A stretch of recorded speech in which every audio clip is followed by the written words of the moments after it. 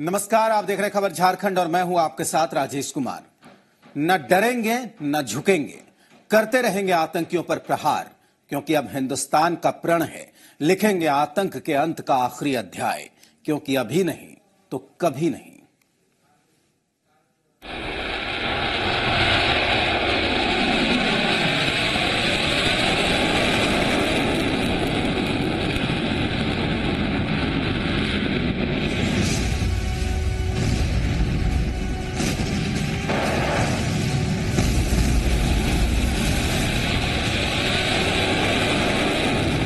आतंक के अंत का आखिरी अध्याय।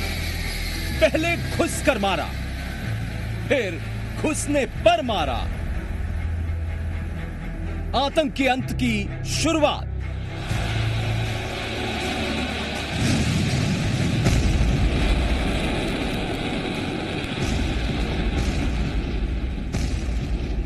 हम टूटते नहीं हैं,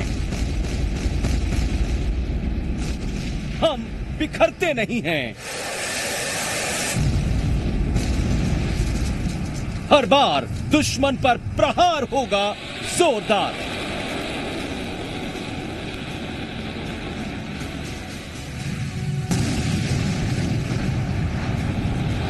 कतरे कतरे से लिखेंगे वीरता की नई कहानी। अब कुछ भी है मुमकिन।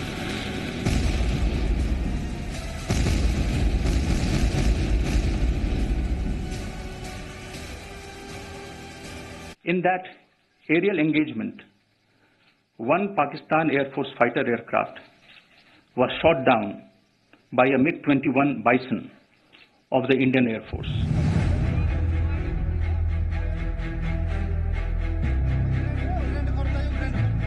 एक का छूटा है साथ। In this engagement, we have unfortunately lost one MiG-21. The pilot is missing in action. Pakistan has claimed that he is in their custody.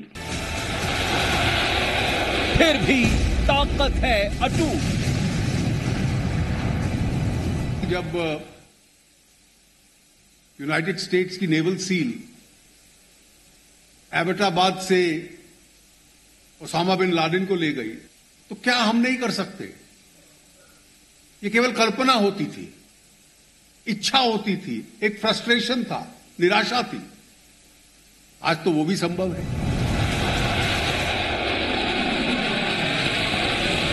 Surrey Surrey की यही है पुकार।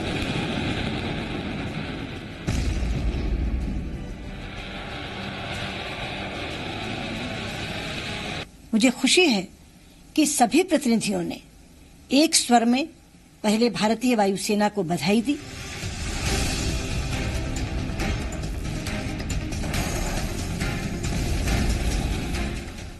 फिर सरकार द्वारा किए गए किसी भी आतंक विरोधी कार्रवाई के लिए हमेशा समर्थन देने का आश्वासन दिलाया और पक्ष और विपक्ष का भेद किए बिना एकजुटता का प्रदर्शन किया।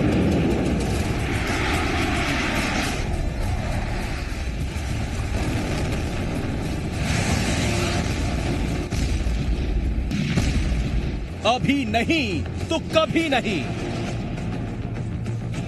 हिंदुस्तान का है ये प्रण। मेरा वचन है भारत मां को, तेरा शीश झुकने नहीं दूंगा।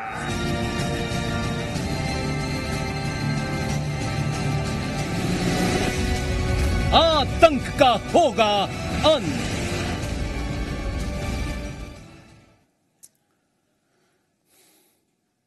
और इस वक्त बड़ी खबर दुमका से मिल रही है, जहां पुलिस और एसएसबी को ज्वाइंट ऑपरेशन में बड़ी कामयाबी हाथ लगी है। काठीकुंड थाना इलाके के जोड़ाम गांव के जंगल से 100 किलो आईडी कैन बरामद किया गया है। बरामद करने के बाद बम को नष्ट भी कर दिया गया। साथ ही टीम ने 77 जिंदा कारतूस, नक्सली साहित्य और दर्जनों मैगजीन भी बरामद किए हैं। बताया जा रहा है कि नक्सली किसी बड़ी वारदात को अंजाम देने की वहां पर फिराक में थे। हम तस्वीरें भी लगातार आपको दिखा रहे हैं कि किस तरीके से उस बम को वहां पर डिफ्यूज किया गया है, आईईडी और बम बरामद किया गया है। आप इन तस्वीरों में देख सकते हैं, ये एक्सक्लूसिव तस्वीरें इस वक्त हम आपको दिखा रहे हैं। बड़ी कार्रवाई यहां पर दुमका में, बड़ा एक्शन लिया गया है और मौत वाली साजिश को यहां पर नाकाम कर दिया गया है। इन तस्वीरों को देखिए, किस तरीके से बरामद किए गए बम को वहां पर डिफ्यूज किया गया। तो जो बम वहां पर बरामद किया गया था उसको डिफ्यूज किया गया और डिफ्यूज करने की ये तस्वीरें इस वक्त हम आपको दिखा रहे हैं। इसके साथ ही आप देखिए कि कितना सामान वहां पर बरामद किया गया है। नक्सली पर्चे, कारतूस और भी दूसरे कई सामान हैं जिसकी बरामदगी वहां पर की गई है पुलिस की तरफ से।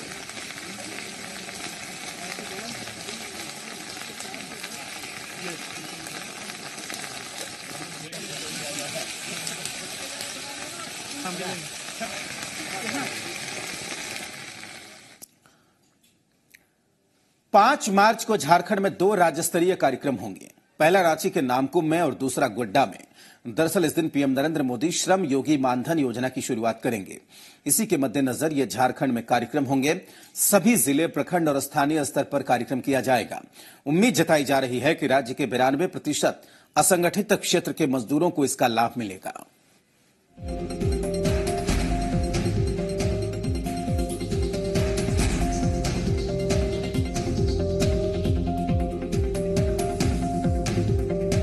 पांच मार्च को असंगठित क्षेत्र के मजदूरों को केंद्र सरकार की बड़ी सौगात मिलने जा रही है।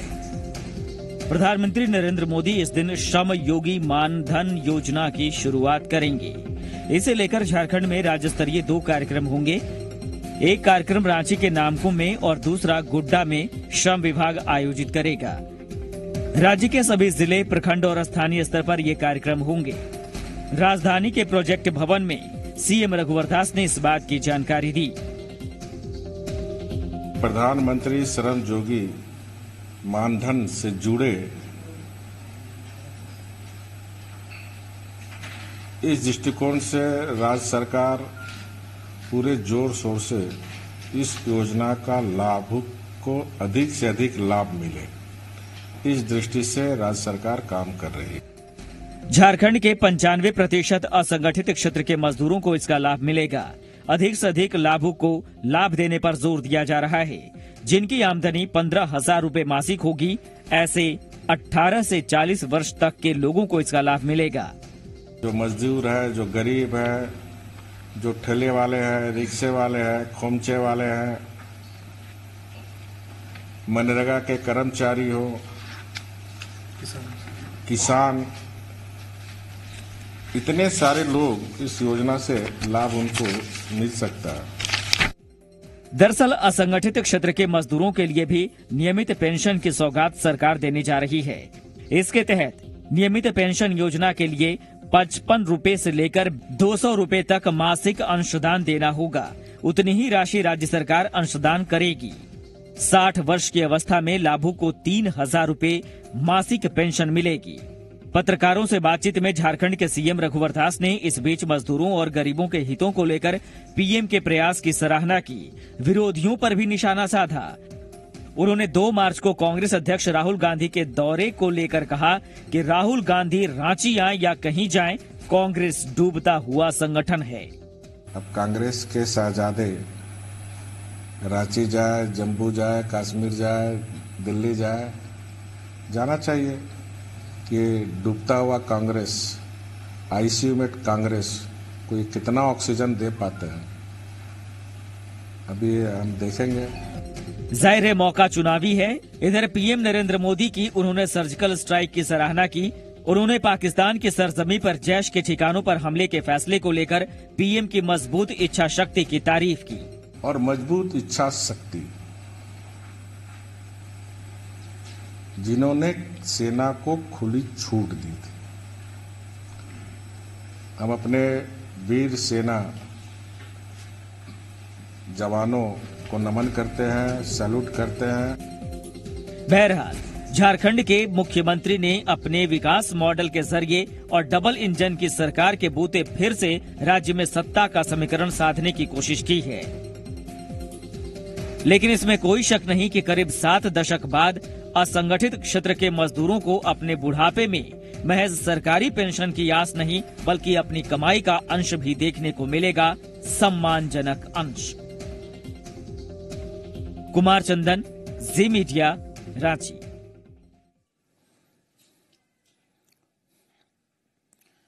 जेएमएम ने एक बार फिर से मूलवासी आदिवासी काट के भरोसे चुनाव जीतने का दावा किया है। जुबानी जंग तेज हो गई है। इधर सीएम रघुवर दास ने चुनौती दी है कि आखिर उनके पास बोकारो, गोड्डा, साहेबगंज, धनबाद और देवघर समेत दुमका में कई जगहों पर जमीनें कहां से आईं। इस पर हेमंत सोरेन ने कहा कि पूरा झारखंड उनका है।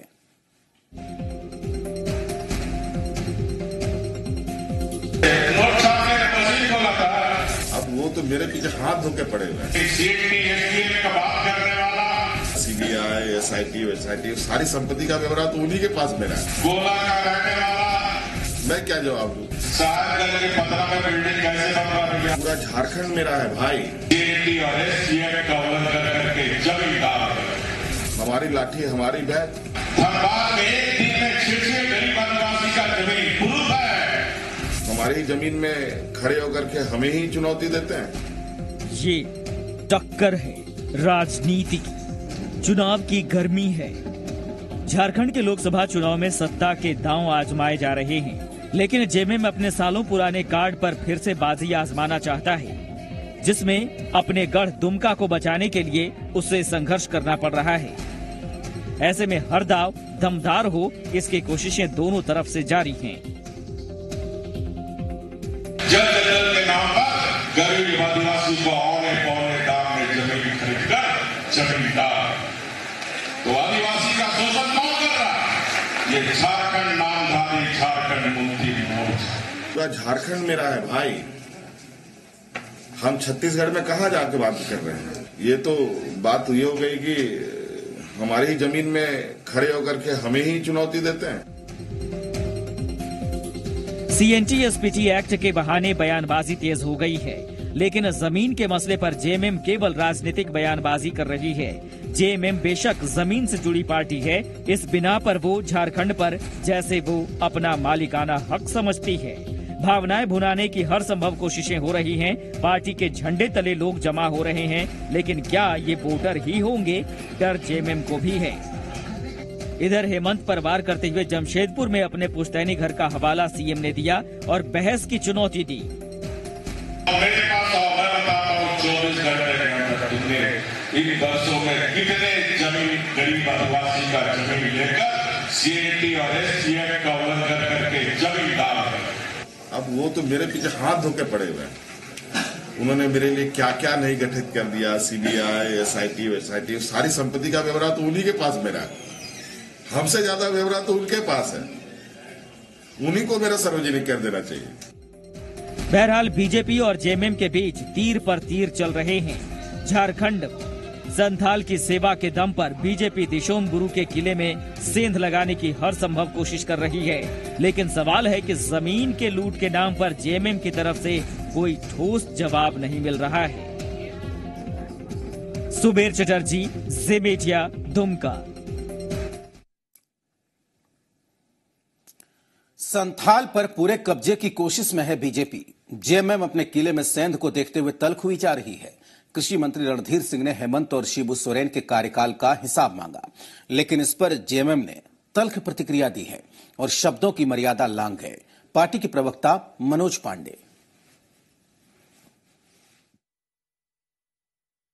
आदरणीय गुरुजी जो 7 बार से सांसद हैं संथाल परगना के दुमका लोकसभा क्षेत्र से, तो हेमंत सोरेन जी को पहले गुरुजी अपने पिता से हिसाब मांगना चाहिए कि आप अपने बाप से पहले हिसाब मांगे कि आप कितना घंटा जो है उन्होंने विकास का काम किया, कितना जगह पे बिजली दिलाई और कितना जगह पे उन्होंने विकास का काम किया। तो वो पहले अपने पिताजी से हिसाब मांगे ना, उसके बाद वो भारतीय जनता पार्टी से हिसाब मांगेंगे। मुझे लगता है रणधीर सिंह जी की मानसिक स्थिति ठीक नहीं है। इस तरह के सवाल से तो यही लगता है, और गुरु जी पर इस तरह की बात उठाना ये आसमान में थूकने वाली बात है। और रणधीर सिंह जी को सुबुद्धि दे भगवान, और कम से कम संथाल में राजनीति करके माननीय गुरु जी के बारे अगर अपमानजनक बातें की जाएंगी तो हम क्या जवाब देंगे, जनता जवाब दे देगी उनको। पाकुड़ में जेएमएम की संघर्ष यात्रा दूसरे दिन पाकुड़ जिले के लिट्टीपाड़ा, हिरनपुर और सदर प्रखंड पहुंची। इसमें जेएमएम के कार्यकारी अध्यक्ष हेमंत सोरेन, सांसद विजय हांसदा, युवा नेता बसंत सोरेन, दिनेश विलियम मरांडी और तमाम नेता शामिल हुए। इस दौरान हेमंत सोरेन सरकार पर जमकर बरसे। उन्होंने कहा कि जेएमएम राज्य का समुचित विकास कर सकती है। साथ ही हेमंत सोरेन ने कहा कि अगर जेएमएम की सरकार बनी तो कोई बेरोजगार नहीं रहेगा और आम लोगों की भूख से मौत नहीं होगी। इसके साथ ही पलायन भी रुक जाएगा। अनगिनत जगह अनगिनत लोगों से हम लोगों ने मुलाकात की, बातें की और संदेश पहुंचाया कि रघुवर सरकार किस तरीके से यहाँ के आदिवासी, दलित, शोषित, पीड़ित, अल्पसंख्यकों के ऊपर लगातार 4 सालों से अत्याचार कर रही है। अगर ये अधिक दिन रहा तो यहाँ पर इस राज्य के लिए, यहाँ के राज्य के 3.25 करोड़ जनता के लिए तो समस्या उत्पन्न होगा ही होगा, बल्कि साथ साथ में इस राज्य का जल, जंगल, जमीन खतरे में पड़ जाएगा। खबर रांची से। जेबीएम के महासचिव विधायक प्रदीप यादव को रांची सिविल कोर्ट से बेल मिल गई। न्यायिक दंडाधिकारी अनुज कुमार की अदालत में प्रदीप कुमार ने सरेंडर किया था। बाद में उन्होंने बेल की अपील की। इसके बाद 10-10 हजार के 2 निजी मुचलके भरने के बाद कोर्ट ने उन्हें जमानत दी। मामला सीएनटी-एसपीटी एक्ट में संशोधन के खिलाफ विधानसभा का घेराव करने का था। इसमें सभी विपक्षी दल शामिल हुए। इसी मामले में 13 फरवरी को प्रदीप यादव को रांची के एडिशनल जुडिशियल कमिश्नर एसएस प्रसाद की कोर्ट से अग्रिम जमानत मिली। इस आदेश के आलोक में उन्होंने अनुज कुमार की अदालत में सरेंडर किया, जहां से उन्हें जमानत मिली। ये सीएनटी-एसपीटी के जो संशोधन हुए थे, पूरा राज्य आंदोलनरत था। उसमें झारखंड विकास मोर्चा ने भी आंदोलन किया था। उस आंदोलन को दबाने के लिए सरकार के इशारे पर प्रशासन ने एक झूठा मुकदमा हम सबके ऊपर दायर किया था, जिसमें हम सबों को बेल लेना था और हम सबों ने एंटीसिपेटरी बेल मूव किया था, जिसको पिछले 13 तारीख को हम सबों को बेल मिला। तो भी मजिस्ट्रेट के सामने एपीआर होना था। आज अब एपीआर हुए हैं और हम सबको बेल उन्होंने स्वीकृति दी है। सीएनटी-एसपीटी एक्ट के संशोधन के विरोध में झारखंड के ऑल विपक्षी दलों के द्वारा विधानसभा घेराव का आयोजन किया गया था और उसमें रांची के सैटेलाइट चौक के पास पुलिस और कार्यकर्ताओं में झड़प हुई थी। कार्यकर्ताओं पे लाठी भी चली थी, आंसू गैस के गोले भी चले थे और इसके बाद 54 विपक्षी दलों के 54 नेताओं पर नेम्ड और करीब 1500 अज्ञात लोगों के ऊपर एफआईआर दर्ज किया गया था। उसमें खबर रांची से। रांची रिम्स में निजी प्रैक्टिस करने वालों पर कार्रवाई होगी। नए आदेश के बाद रिम्स में तैनात डॉक्टर निजी प्रैक्टिस करेंगे तो उनकी गिरफ्तारी होगी। दरअसल रिम्स के कई डॉक्टर अस्पताल में समय न देकर बाहर काम कर रहे हैं। इतना ही नहीं, रिम्स के कई डॉक्टर अटेंडेंस बनाकर निजी नर्सिंग होम में चले जाते हैं। लेकिन अब इसको लेकर प्रशासन सख्त हो गया है। नई निजी प्रैक्टिस पर तो जांच चली रही है और जो प्रैक्टिस करते हुए पाए जाएंगे उन पर कार्रवाई होगी। क्या कुछ कार्रवाई हो सकती है सर? निजी प्रैक्टिस करना सरकार के नियमानुसार एक दंडनीय अपराध है।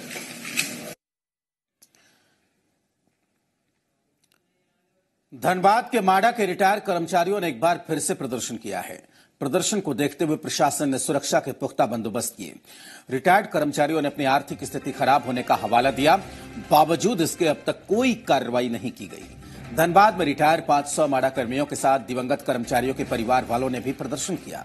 बताया जा रहा है कि रिटायरमेंट के 5 साल के बाद भी उनका भुगतान नहीं हुआ है। आज मरला में 5 साल हो गया, 1 रुपया अभी तक नहीं मिला। हम लोग अभी दौड़ धूप कर आ रहे हैं, जा रहे हैं, जितना कागज मांग रहे दे रहे हैं, लेकिन हम लोग को कुछ सुनवा नहीं हो रहा है। अभी हम लोग का प्रश्न चालू हो रहा है। अरे हम लोग का डिमांड है कि हम लोग का जो किस्त मिलता है वो नहीं मिल रहा है और हम लोग को रोकने के लिए 144 लगा दिया जाता है। पैसा आता है तो लोग बोलते हैं कि इस चिट्ठी को नहीं मानते, अलग चिट्ठी लाइएगा और इसी तरह का बार बार हो रहा है। हम लोग का आर्थिक स्थिति बहुत खराब है। बोकारो में जरीडी प्रखंड के नाजिर को 14,000 रुपए की रिश्वत लेते हुए एसीबी की टीम ने गिरफ्तार किया। नाजिर गौतम कुमार एक व्यक्ति से काम कराने के बदले ये रिश्वत ले रहा था। इसी दरमियान एसीबी गौतम कुमार को पकड़कर धनबाद ले जाया गया। इस दौरान जरीडी अंचल कार्यालय में भारी गहमा गहमी देखने को मिली। तो 14,000 रुपए की रिश्वत लेते हुए गिरफ्तार कर लिया गया। आप इन तस्वीरों में देख सकते हैं कि किस तरीके से एसीबी ने ट्रैप कर पूरी कार्रवाई को वहां पर अंजाम दिया है। ये तस्वीरें हम आपको दिखा रहे हैं।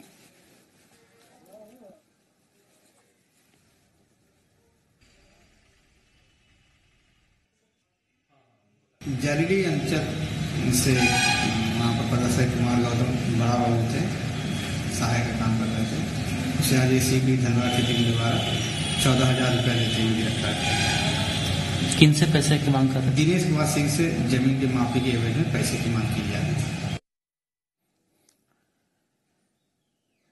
रांची में सिल्ली बुंडू रोड पर बनता मोड़ के आगे पिकअप वैन ने बाइक सवार को टक्कर मार दी। भीषण हादसे में बाइक सवार 3 लड़कों की मौत हो गई।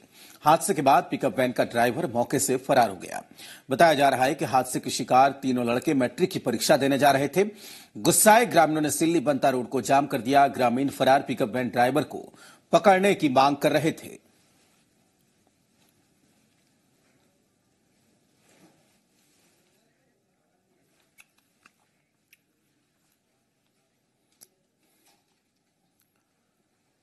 इसी के साथ इस बुलेटिन में फिलहाल इतना ही, लेकिन जी बिहार झारखंड पर खबरों का सिलसिला लगातार जारी है।